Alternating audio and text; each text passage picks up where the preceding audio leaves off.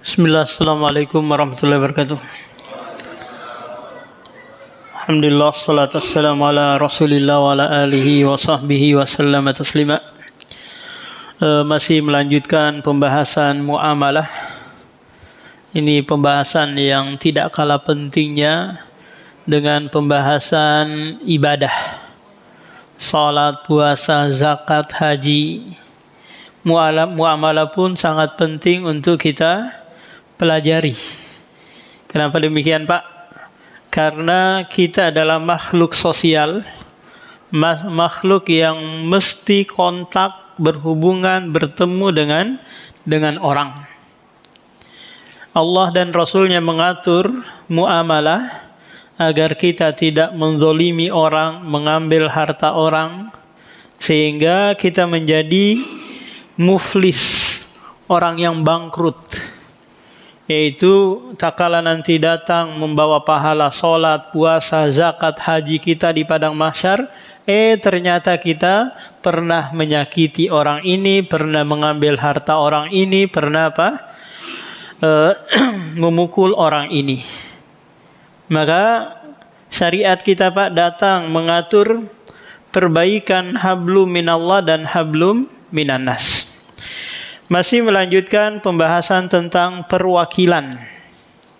Perwakilan ini, Pak, di mana ada dua orang di situ, satu mewakilkan, satu diwakilkan. An Urwata al-Bariki anna Rasulullah ba'asa ma'ahu bidinarin yashtari lahu uduhiyah.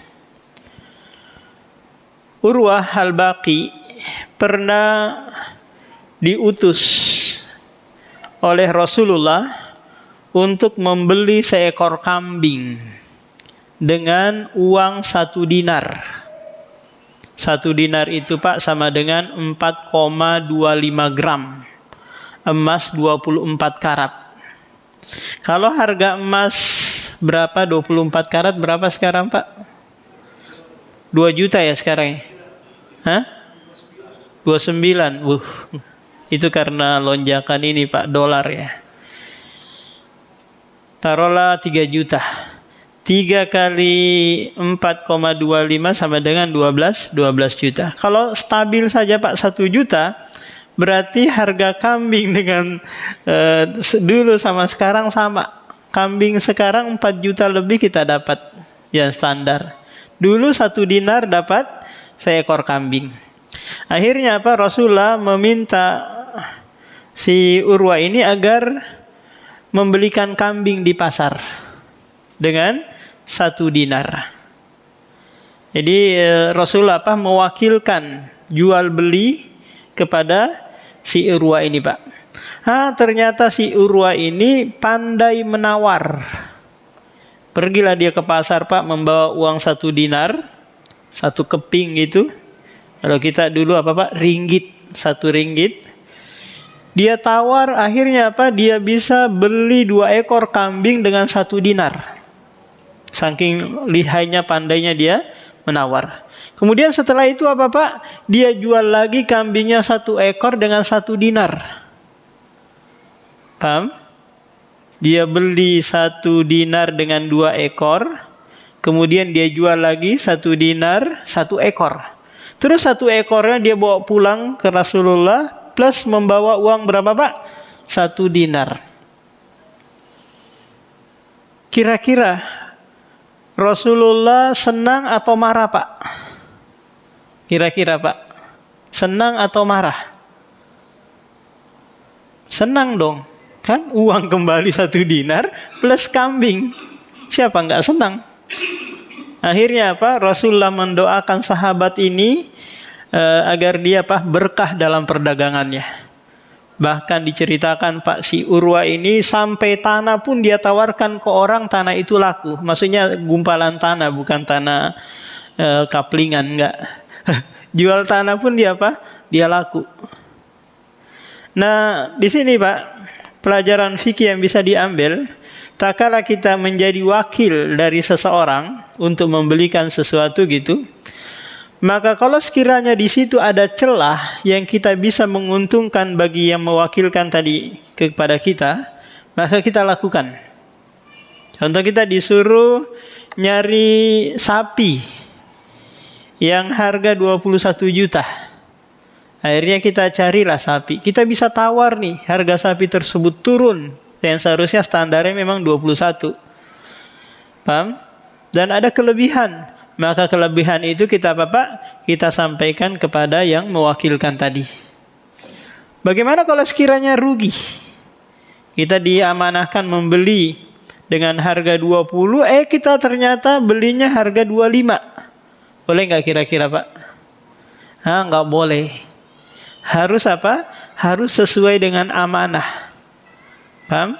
Jadi kalau Bapak membeli 25 tanpa izin si ini tadi yang mewakilkan, maka dalam hal ini antum harus bertanggung jawab. Paham? Sekarang pihak DKM. DKM kan wakil dari apa? Muqorrib, orang-orang yang berkurban. Paham? Wakil. Taruhlah sapinya 22. Qadarullah apa? Nggak dapat. Kok habis harga 22. Di bawahnya itu juga nggak ada.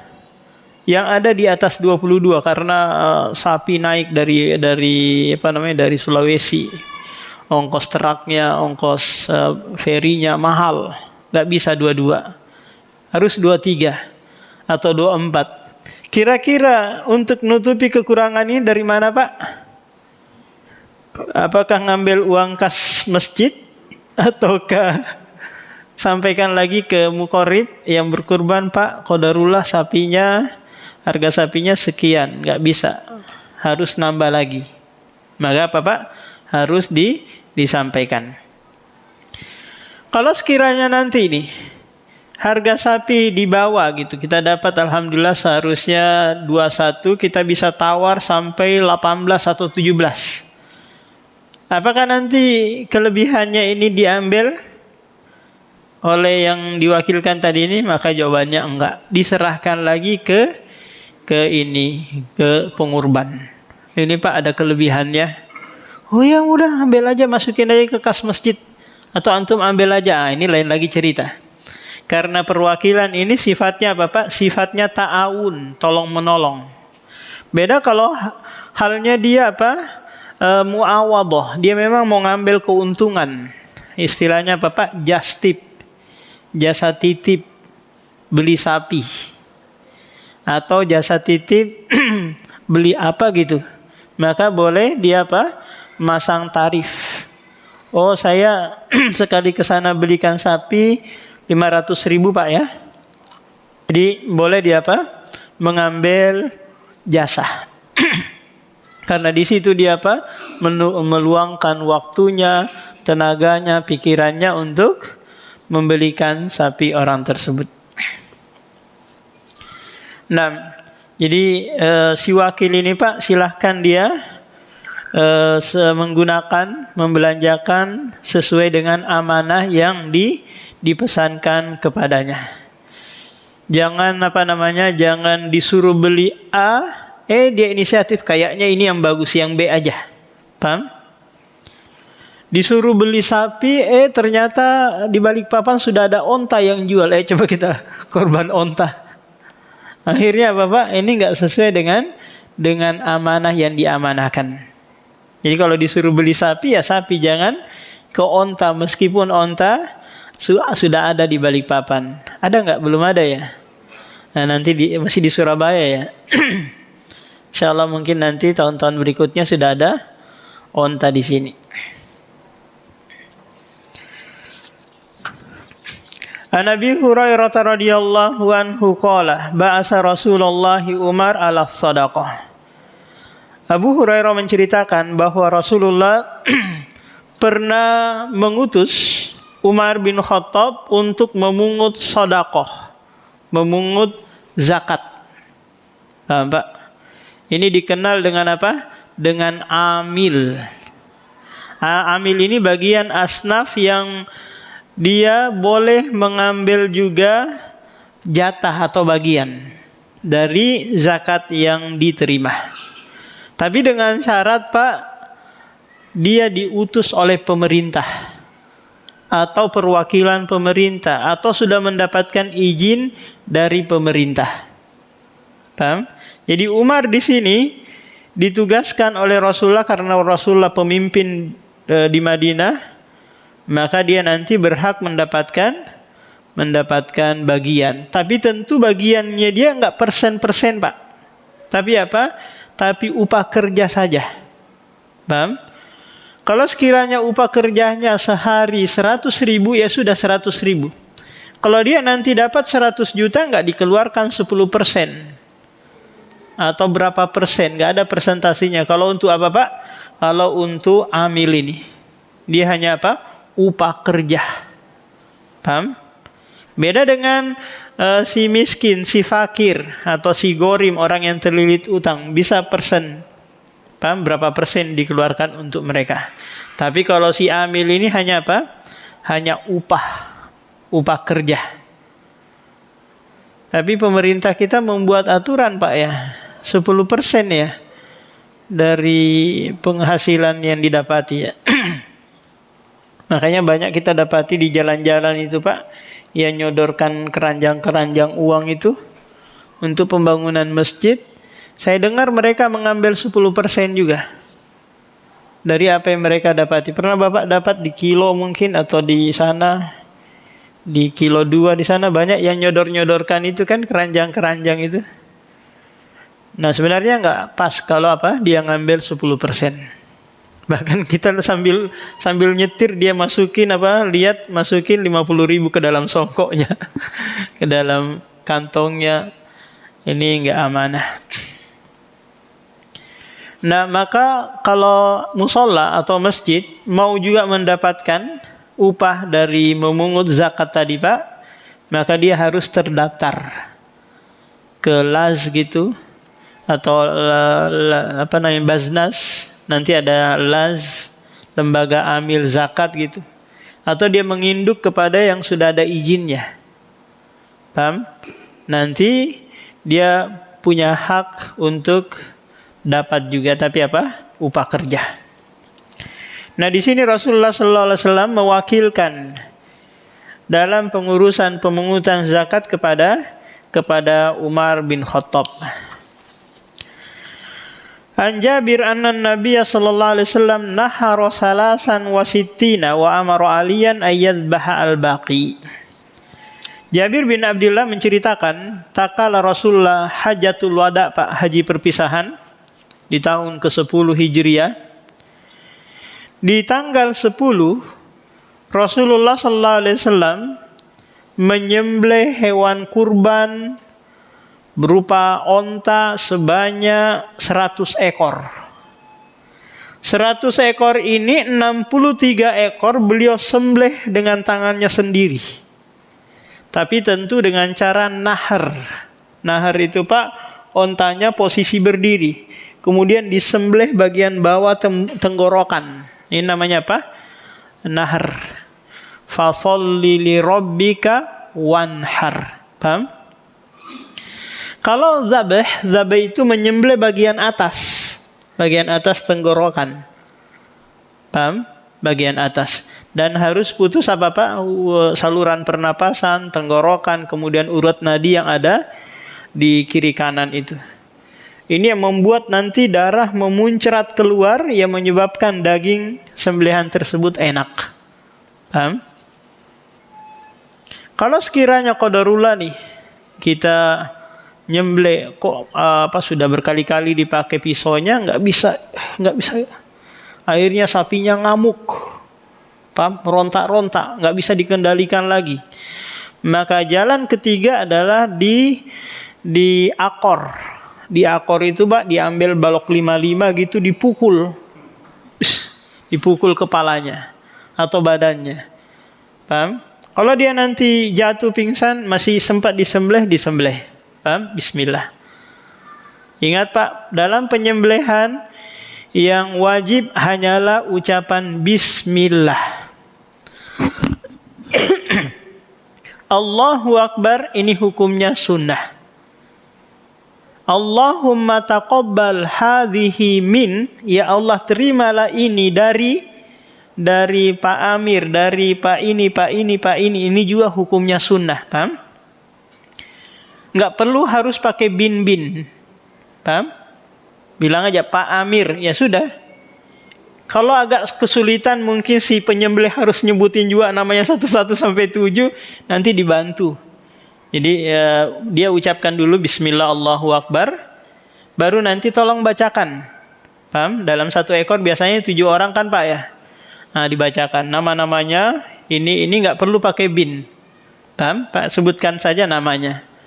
Kalaupun ada nanti ya orang mati gitu yang ikut, nggak usah disebutkan almarhum, nggak perlu. Paham? Atau ada yang ikut kurban Konghucu, Jackie Chan mungkin yang ikut yang ikut kurban, ya silahkan disertakan Jackie Chan, mungkin Batman atau apalah gitu, nggak ada masalah. Jadi kalau sekiranya kita dapati Pak ada yang orang Kristen atau ada orang Cina ikut juga urunan kurban, terima saja Pak. Paham? Terima saja. Kenapa? Karena 1 ekor sapi itu setara dengan 7 ekor kambing. Paham? Jika nanti ada 4 muslimnya, 3 non-muslimnya, nggak ada masalah. Muslimnya berarti 4 ekor kambing, 3-nya berarti apa? Untuk sedekah biasa, bukan kurban. Paham? Ini kalau ada apa? Kalau ada Cina atau orang Kristen yang mau berkurban. Kadang kita dapati banyak sekarang Pak orang Cina itu ikut kurban, ikut juga Jumat Berkah. Paham? Karena mereka rasakan dari Jumat Berkah itu tokonya laris. Karena memang Pak Allah balas dia di dunia dengan dilancarkan rezekinya. Allah balas juga kelak di akhirat dengan diringankan azabnya. Jadi DKM terima ya kalau sekiranya ada Cina yang mau ikut patungan, atau kalau mau nyumbang 1 ekor ya diterima. Itu yang disembelih duluan kemudian dimasak oleh pihak DKM. Jadi tadi apa? Yang wajib bismillah. Kalau tanpa ini Pak, maka sembelihannya jadi bangkai. Paham? Bismillah harus diucapkan, nggak boleh di dalam hati. Paham? Kemudian Allahu Akbar. Kemudian kalau mau ditambah lagi menyebutkan nama tapi disertai dengan apa? Allahumma taqabbal hadhihi min. Paham? Allahumma taqabbal, hafal Pak Amir coba. Allahumma taqabbal hadhihi. Kalau hadhihi kembali ke sapi. Kalau ke kambing pakai hadha.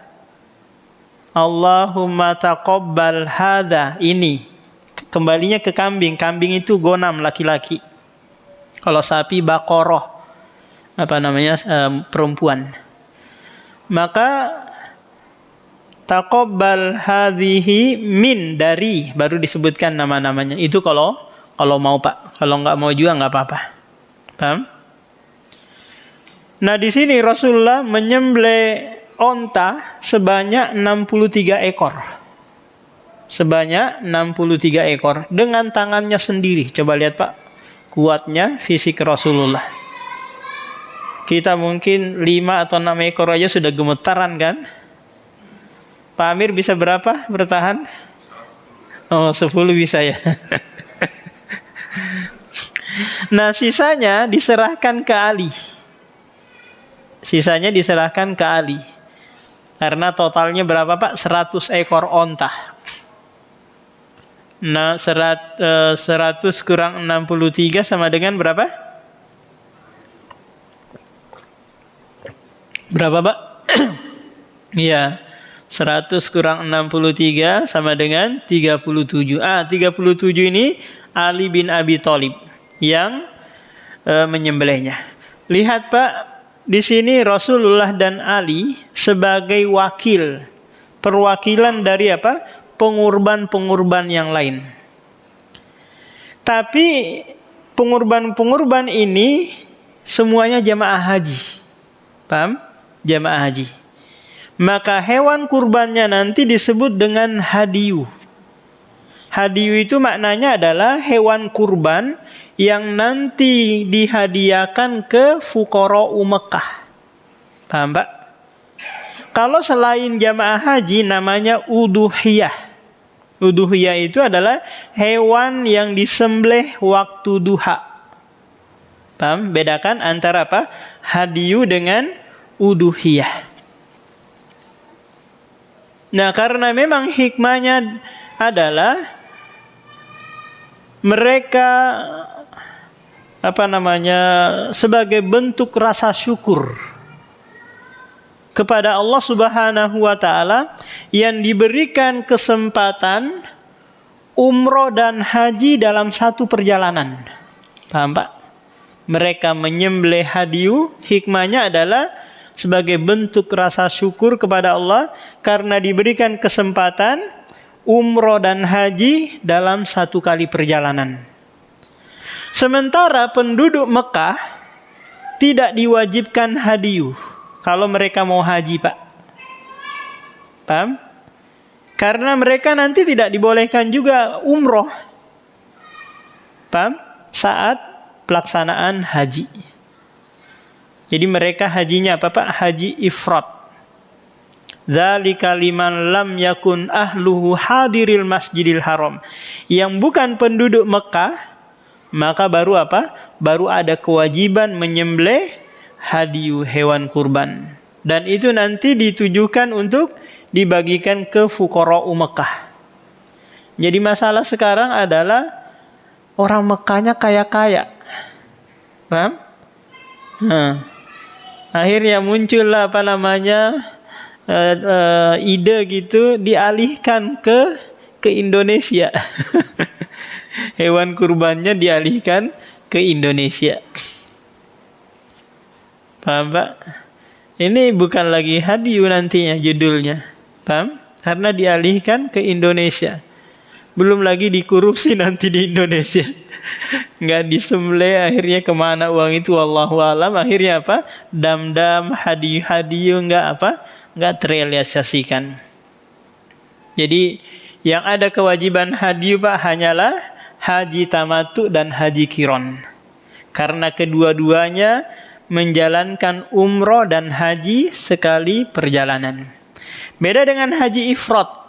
Haji ifrad tidak ada kewajiban hadiyu karena dia hanya haji tok saja. Karena sibuknya datang tanggal 8 hari tarwiyah gitu, langsung melaksanakan aktivitas, tanggal 10 langsung pulang lagi dia. Nggak sempat lagi mabit di Mina 11, 12, 13. Langsung pulang. Paham? Jadi Rasulullah menyembelih 100 ekor onta. Kalau kali 7, Pak, berarti berapa orang ini? 100 kali 7. Berarti apa? 700. Berarti sisanya membawa hewan kurban. Paham? Sisanya apa? Sisanya membawa hewan kurban sendiri, bukan apa? Bukan onta. Ada yang bawa sendiri kambing gitu, Pak. Karena Rasulullah di sini patungan. Kemudian setelah disembelih semua, Pak, maka Rasulullah menyuruh sahabat untuk mengambil dari setiap ekornya sedikit. Kemudian dimasukkan ke dalam panci, dimasak. Kemudian dimakan nanti. Di setiap pengurban, sunnahnya Pak, memakan dari hewan kurbannya. Paham? Ini sunnah. Tapi kalau dia mau sedekahkan semuanya ya silakan. Tapi sunnahnya atau lebih afdolnya apa? Dia ambil, dia makan. Kadang-kadang kita dapati di kampung-kampung itu, Pak, pemahaman yang salah bahwa orang yang berkurban itu nggak boleh makan. Karena kan dia sudah sedekahkan, sudah kurbankan, masa diambil kembali? Di sini ada nggak pemahaman seperti itu, Pak? Itu aneh-aneh aja itu. Nah kan ijtihad ulama sepertiga. mereka ambil sepertiga nanti untuk sodakoh. Sodakoh ini maknanya untuk kaum muslimin, baik yang kaya, yang miskin, yang fakir. Enggak mesti harus orang miskin yang dibagikan, Pak. Dan sepertiganya lagi untuk hadiah. Ini bagi orang kafir. Paham? Dikasih mereka agar mereka tertarik ke dalam Islam. Nah, kalau DKM di mana ini, Pak? Sepertiga di mana ini? Nah, kalau DKM di mana? Bisa di tadi sedekah. Mereka ambil sedekah sebagai bentuk sedekah, bukan upah kerja, Mbak, tapi apa?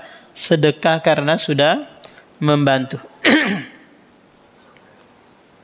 Kalau sekiranya si DKM ini yang ngurusin hewan kurban tadi sudah mematok memang dari awal dia mematok bahwa kami jatahnya nanti setiap sapi 1 paha ya. Nah, ini apa, Pak? Berarti menjual jasa. Paham? Menjual jasa. Maka tidak boleh transaksi yang seperti ini. Paham? Karena ini saja sama halnya Bapak mengambil kembali yang dia sudah sedekahkan, kemudian dia bayarkan untuk upah orang yang ngurusin hewan kurbannya. Paham? Jadi si DKM dari awal nggak usah menentukan, kami yang ngurusin sapimu, kambingmu, kami dapat ya sekian-sekian, kulitnya, kepalanya, kakinya, jeroannya, semua bagian kami ya, nggak perlu. Paham? Nggak perlu. Paham? Jadi dia diamanahkan saja ngurusin, nanti dia ada bagian yang tentu mestinya apa, Pak? Lebih banyak daripada yang dijatahkan ke orang kaum muslimin. Kalaulah kaum muslimin dapatnya 1 kilo plus tulangan, maka si DKM harus lebih daripada itu.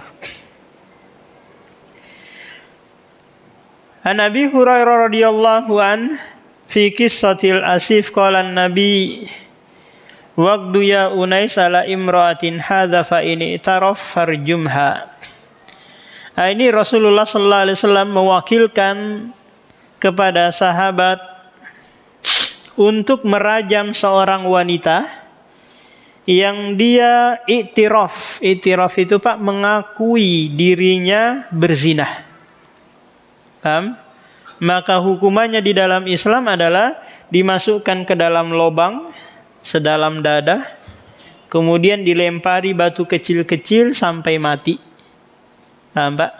Ini hukuman bagi laki-laki atau perempuan yang berzina. Paham?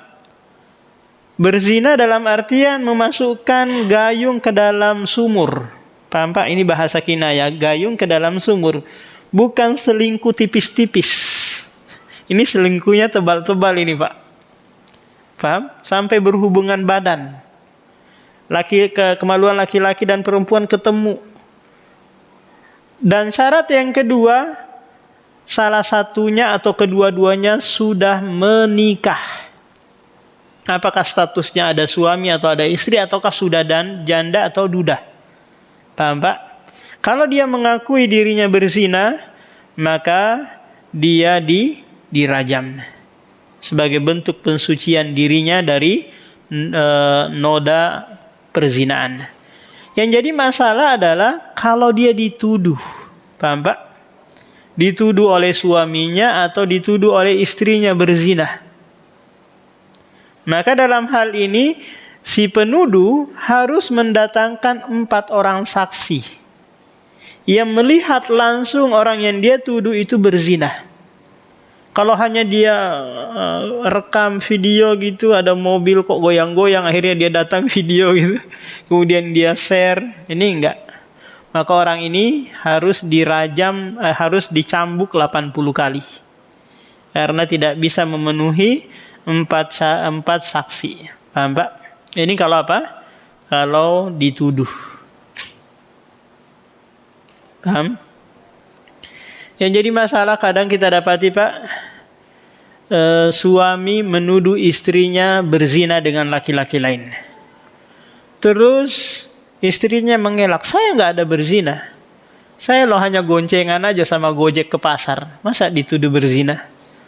Tapi suaminya ngeyel. Akhirnya kalau yang seperti ini Pak, maka nanti dibawa ke pengadilan, diadakan li'an. Li'an itu si suami bersumpah, demi Allah aku bersaksi istriku telah berzina.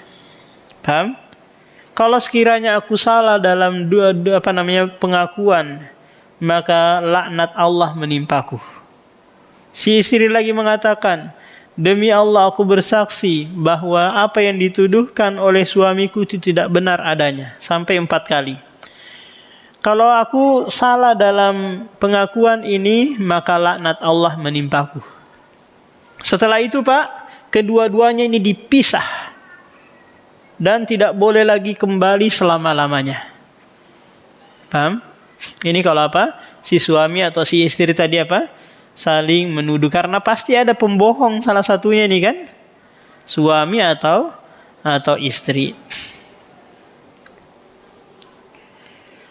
Jadi syariat rajam ini tetap ada di dalam agama kita Pak. Meskipun lafadznya di dalam Al-Quran dulu pernah ada perintah untuk merajam, tapi dihapus. Hukumnya tetap ada, tapi lafadz atau ayatnya sudah tidak ada. An Abi Dzar radhiyallahu anhu qala li Rasulullah kulil haqqa walau kana murran. Rasulullah berkata kepada Abu Dzar Al-Ghifari, sampaikanlah kebenaran meskipun itu pahit. Sampaikanlah kebenaran meskipun itu pahit. Paham Pak? Ini banyak sekali contohnya. Mungkin kita menyampaikan bahwa saya memang berzina, saya memang selingkuh. Ini kan sangat pahit kan Pak ya? Tapi kejujuran itu mendatangkan ketenangan, keberkahan. Paham? Tak kala kita mungkin penyampai dakwah, menyampaikan yang hak, meskipun itu pahit gitu, akhirnya kita nggak lagi disuruh ngisi kajian, nggak lagi dipanggil ini dan itu, dikucilkan. Tapi kalau kebenaran nggak ada masalah mau dikucilkan. Yang terpenting apa Pak? Menyampaikan kebenaran. Ada yang mau ikut, alhamdulillah. Nggak ada masalah.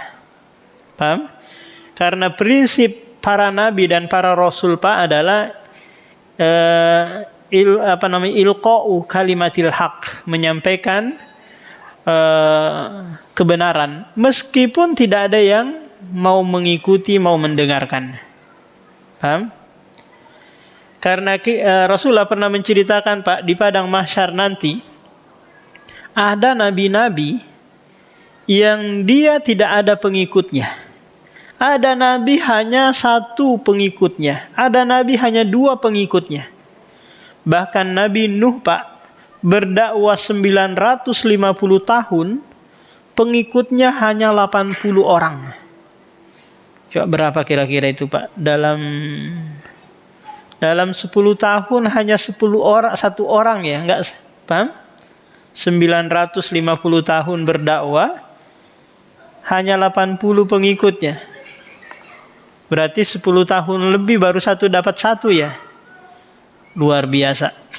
Karena bukan tujuannya mengumpulin orang, tapi tujuannya adalah menyampaikan kebenaran agar orang itu paham. Paham Pak? Adapun orang mau mengikuti, mau mengamalkan, itu hidayah di tangan Allah. Paham? Karena banyak juga kita dapati dai-dai atau organisasi bagaimana caranya mengumpulin massa. Paham? Akhirnya apa? Dakwanya mengikuti selera. Paham Pak? Dakwanya mengikuti selera, pangsa pasar. Apa yang lagi digandrungi masyarakat, itu dia bawakan. Agar apa? Agar orang tertarik. Jadi kalau dakwanya tauhid, dakwanya ini, Kalau yang dakwanya lucu-lucu, bikin ketawa, bikin orang ngekek-ngekek gitu, ini yang tertarik. Akhirnya apa? Buatlah cerita-cerita macam-macam agar orang itu apa Pak? Senang. Jadi Rasulullah memerintahkan kulil haq, sampaikanlah kebenaran meskipun itu pahit bagi yang mendengarkan dan bagi Anda yang menyampaikannya. Terkadang Pak, yang pahit itu menyembuhkan. Yang istilahnya kalau obat itu, yang pahit-pahit itu biasanya apa? Biasanya cepat menyembuhkan penyakit. Kita beralih mungkin ke tanya jawab. Barangkali ada yang mau ditanyakan. Silakan Pak. Bismillah. Assalamualaikum warahmatullahi wabarakatuh. Jadi Ustaz, ini mungkin tidak ada kaitannya dengan yang materi, tapi tetap juga masalah muamalah. Bagaimana hukumnya, mungkin selama ini kita kenal namanya ATM mini. ATM mini itu kan ada beberapa tempat, itu mungkin situ tidak ATM, hanya namanya ATM mini. Jadi situ kalau tidak salah cara kerjanya itu biasa ada di daerah-daerah. Seumpama saya mau transfer uang ke mungkin keluarga di tempat jauh. Nah, kita punya sarana kan tidak ada. Nah, dari ATM itu mengirimkan uang ke keluarga kita. Nanti kita bayar ke dia umpama sejumlah uang, tapi itu berlebih. Iya. Lebih, ya seperti itu tuh. Satu itu bagaimana hukumnya. Kemudian yang kedua, tadi disampaikan masalah ya panitia pengadaan kurban, mungkin ya termasuklah kita kaitannya pengadaan kurban. Kalau seandainya kita ini mencari hewan kurban, anggaplah umpama kita ambil umpama dapat 3 ekor. Nah, oleh pemilik hewan ini merasa berterima kasih umpama kan, oh kita bawakan atau kita beli hewan kurban di tempatnya. Nah, karena rasa terima kasihnya dia kasih ke panitia atau kita yang datang sana itu mungkin nih Pak, karena beli hewan di tempat saya umpama ini umpama 100.000 contohnya gitu. Bagaimana hukumnya ini Ustaz ini? Yang tadi yang pemberian dari pemilik hewan. Yang kita tidak pernah minta, tidak ada pengaturan bosikan, umpama kita sudah sepakat umpama 21 juta. Tapi pemilik hewan karena berterima kasih dikasihlah kita umpama 100, ini contoh saja. Itu saja 2 pertanyaan Ustaz. Ya, kalau iya. Pertanyaan pertama Pak tentang tadi transfer atau kirim uang melalui ATM mini yang ada di warung-warung itu ya. Maka dia ini menjual jasa transfer uang, paham? Transfer uang. Maka dalam hal ini tidak mengapa. Sama halnya nanti seperti dulu ada telegram ya. Dulu apa namanya itu? Wesel dan yang lainnya itu ada jasa pengiriman. Maka berapapun yang dia umpamanya ngirim, sekali ngirim 10.000, Bapak setuju? Maka ya udah itu jasa pengiriman. Karena kalau kita tidak mau bisa cari yang lain kan? Paham? Itu Pak. Yang kedua tadi mengenai tips dari si penjual hewan kepada DKM ini. Sebaiknya tidak diterima Pak. Karena itu bisa merubah sikap Anda untuk nanti beli terus ke situ. Paham? Bisa. Itu bisa masuk dalam apa? Riswah. Bisa masuk ke dalam riswah. Paham? Beda halnya kalau memang Bapak mungkin sebagai perwakilan dari dia yang memasarkan sapinya atau hewannya, Anda dikasih per ekor 100 atau 200.000. Paham? Maka ini nggak ada masalah. Paham? Kemudian Anda ke DKM ini ada sapi di sana dijual sekian-sekian, di sana silahkan tawar-menawar. Paham? Kalau sekiranya Bapak bukan perwakilan dari dia kemudian dikasih sebagai tanda terima kasih, itu takutnya Bapak bisa masuk dalam sogokan. Karena nanti akan muncul ketertarikan untuk beli di sana. Paham? Dan itu nanti bisa merubah sikap Anda. Paham? Yang tadinya mungkin ini nggak layak ini kalau harga 21 karena dia sering ngasih, akhirnya apa? Kita beli di situ. Nah, ini yang perubahan sikap ini yang ditakutkan, Pak. Paham? Nah, sebaiknya apa? Ini. Kalaupun mau nanti diterima, disampaikan kepada ini ada potongan. Disampaikan kepada muqarrib bahwa seekornya ada potongan sekian-sekian. Nah, kalau bilang si muqarrib ya udah itu disedekahkan aja atau ambil aja, Pak. Nah, lain lagi cerita ini. Paham? Karena Bapak dalam hal ini apa? Wakil yang menjalankan amanah. Paham, Pak? Memang sering seperti itu. Si penjual itu ngasih tanpa kita minta. Tapi itu sebenarnya apa? Pelicin. Pelicin. Untuk nanti tahun depan, tahun-tahun berikutnya Bapak ke situ lagi. Sehingga apa? Akhirnya Bapak terikat kan? Padahal masih ada kesempatan-kesempatan yang lain bisa memilih, bisa banding-banding. Karena Bapak sudah terikat di situ. Nah, gitu. Jadi sulit. Ada ini, Pak. Ini yang dikhawatirkan. Nah, yang lain, Pak. Nah, itu yang di belakang, Pak. Ada. Pakai mic, Pak.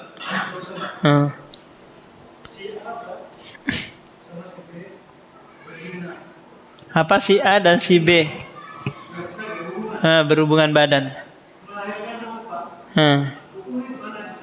Terus dia nikah? Enggak.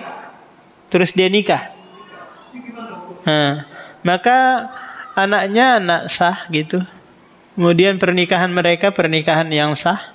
Pak, pernikahan yang sah. Kenapa? Karena yang menghamili ya dia juga yang menikahi. Paham, Pak? Pernikahannya sah, anaknya sah, cuma dia berzina. Paham? Dia mendapatkan dosa. Anaknya nanti dinasabkan kepada bapaknya karena ini bapak biologisnya. Paham? Ini mazhab jumhur para sahabat.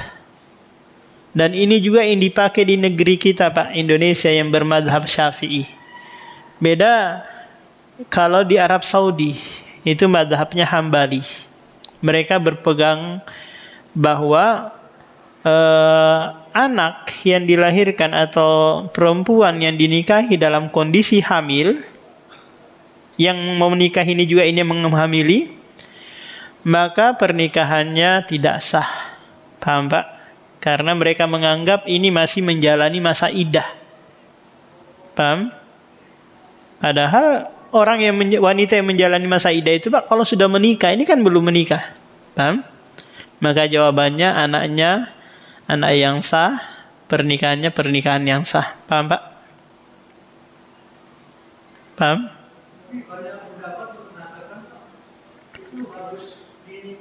Iya, itu saya sudah sebutkan tadi, Pak. Saya sudah sebutkan itu. Alasannya kenapa?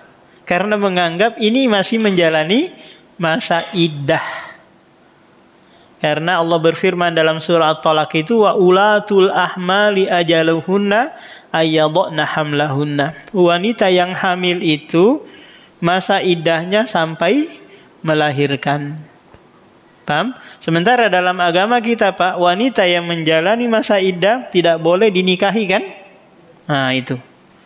Dasar pendalilannya seperti itu. Ada lagi yang lain, Pak? Sudah nggak ada?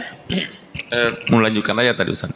Berarti memang kita selama ini untuk panitia di sini itu memang sudah di surat itu yang kita sampaikan kepada calon orang yang mau kurban itu, atau mungkin kita sampaikan langsung, memang sampaikan bahwa apabila nanti ada kelebihan dari dana termasuk operasional, memang rata-rata kita minta keikhlasannya untuk dimasukkan sebagai infak. Tapi kalau sekiranya nanti ada yang nggak setuju, silahkan dikasih. Betul. Seperti itu selama ini sudah jalan seperti itu, Ustaz. Itu aja. Karena kita tahu ada yang seke, ada yang dermawan, kan betul, orang-orang. betul. Tapi insya Allah kalau untuk di sini rata-rata tidak ada yang seke. Assalamualaikum. Assalamualaikum. Nah, demikian, Pak. Assalamualaikum warahmatullahi wabarakatuh.